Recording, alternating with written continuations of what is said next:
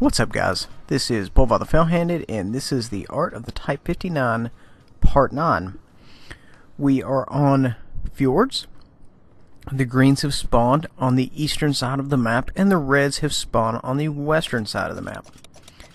Now, I go out early, semi-early, 3-4 minutes into the game, and the reason I'm posting this is to show you, even though you have excellent gameplay and excellent tanking, you can still get removed from the game if enough force is brought to bear on you. I know a lot of you think this just happens to you. It happens to everyone. And you're about to see. I get into a very strong position. I get right up here tucked in next to this hill. I'm hulled down, and there's not but one or two shots that are misplaced that don't properly connect. I make excellent use of the tank's armor. I make excellent use of the hull and the turret armor in combination. And at the same time, you see this big lot of greens behind me. Some of you are going to be saying, Bull, if one of those or two of those had came up, you could have held that area indefinitely. And you're not wrong. Yet, here we are. We have to work with what we've been given. And unfortunately, they didn't want to play a lot of ball. So, anyway, we'll get right to the gameplay, and then I'll let you make your individual judgment. Here we are, perfect hold down. We put one in the side there. Making excellent use of the cover, the armor, the area. Lots of targets of opportunity. We end up sinking another round while getting tracked. I'm a big advocate of repair and track mechanic in this tank, because most of the time before you can select it with your repair kit, your track is almost up. And if you're side scraping, it's not really going to matter. This is one of the few shots that didn't properly connect. I tried to get the area of the turret there, the Lowe's turret. Did not happen for me. That's okay. I'm going to put some more rounds downrange. So I'm just in a great spot. I cannot speak highly enough about this spot. And they're moving on me here. And you notice the only time that they're doing damage to me is when they're just straight coming around the corner and they're saying, listen, I will sacrifice some of my health to remove some of yours.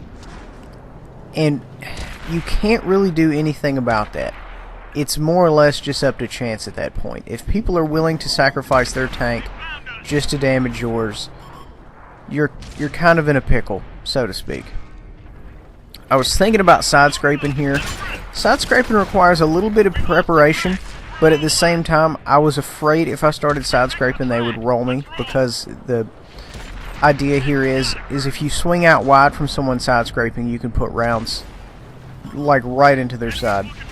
So it was kind of a situation. It was a judgment call, more or less, and I'm kind of glad I didn't do it, because I ended up having to fall back more.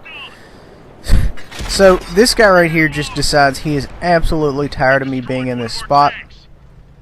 He swings around behind me here, and at this point I'm getting rushed from three sides. I know the game's over. I want to get in one more shot, and I end up getting killed before I could get that shot in. And as I look back on this, there's not a lot I could have done better. There was one or two more rounds that I could have sank, or held my fire for perhaps a better shot. But guys, the important lesson here is that this happens to everyone, not just you. This happens to super unis. It happens to everyone. You're in a good spot, and if you have enough of the team there in that area and they roll you, there's nothing you can do about it except go out in a blaze of glory, which is exactly what I did, firing left, right, and center. And as far as the rest of the team goes, this is just to kind of show you that the rest of the team, they don't care about you. It's all about them, and that's why I preach, you need to use the greens for what they are, which is mobile cover. You know, use their spotting. You know, use their fire. If they draw fire, then, you know, you can pull out and take a shot at somebody who's already fired and is empty, and so on and so forth. But you can't really guarantee that they'll come when you call. That's why I'm, you know, always a fan of yellows over greens. Because, you know, if you have platoon mates and you're in an area, yeah, sure, absolutely, they'll come help you out if they can. And as you see, the team here is just getting decimated. We've only killed 5 of their guys, myself 0. And, you know, they're just walking all over our team here. Poor IS-6 has no idea what's going on, and that's, you know, that's fine. I don't like to bring other people's skill into it, but there's just not a lot of situational awareness going on there, and that's, you know, that's neither here nor there. The team as a whole, though, just kind of fell down. And, you know, normally I only show good games. Well, I wanted to show a bad game. I wanted to show a game where, you know, bull gets taken out in the first couple of minutes.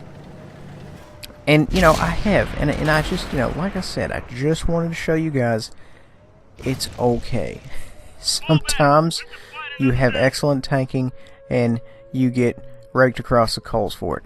3,300 damage, 3,260 block, top of the board, nobody else even near me, because I was carrying the team in a backpack. We still lost. So please remember to like, subscribe, and share.